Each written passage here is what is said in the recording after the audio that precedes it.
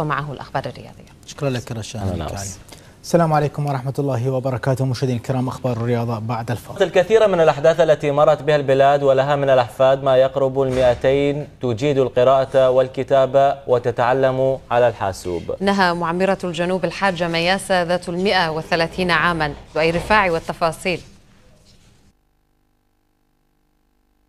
لم يعد لمعمرة الجنوب كما يحلل سكان المدن الجنوبية تسمية الحاجة مياسة سوى الصعود على قمة غينيس للأرقام القياسية وليس الدخول فيها، وهي قد تجاوزت 130 عاما لتتربع على عرش النساء الأكبر سنا في العالم. أنا برطالية وخشوا بيوتنا زكودة وخمس نديلكم وحكي لجباري ما يصير.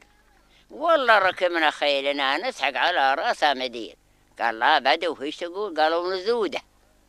الحجية مياسة علي عمرها 130 سنة واحفادها هواي يعني فوق ال 200 ومع اللي صاروا دكاترة ومعلمين من احفادها. الإرادة أصبحت وسيلة لهذه المرأة ذات 130 عاما، فهوس التعلم دفع بها للاستفادة من برنامج محو الأمية، فخلال عامين تحولت مياسة من أمية لا تجيد القراءة والكتابة إلى متعلمة، وهي اليوم تحاول التعلم على الكمبيوتر رغم كبر سنها.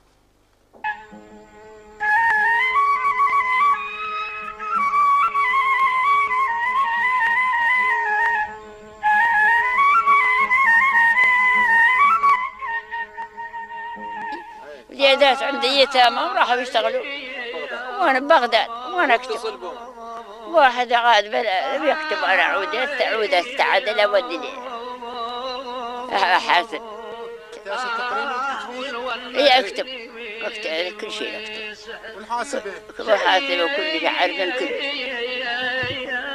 بالنسبة للحجية عمتي مياسة أم أحمد، هي عمرها أكثر من 130 سنة وقاعد تتعلم، يعني عندها اجتهاد، تتعلم حاسبة، تتعلم تريد قراءة وكتابة وتسعى للتعلم وكل شيء. عندها حب المعرفة، يعني حب الاطلاع، حب تريد تتعلم وقراءة وكتابة وتريد تتعلم كل شيء. المعمرة الجنوبية لا زالت تمتلك ذاكرة كبيرة تسجل الأحداث التي مرت على العراق.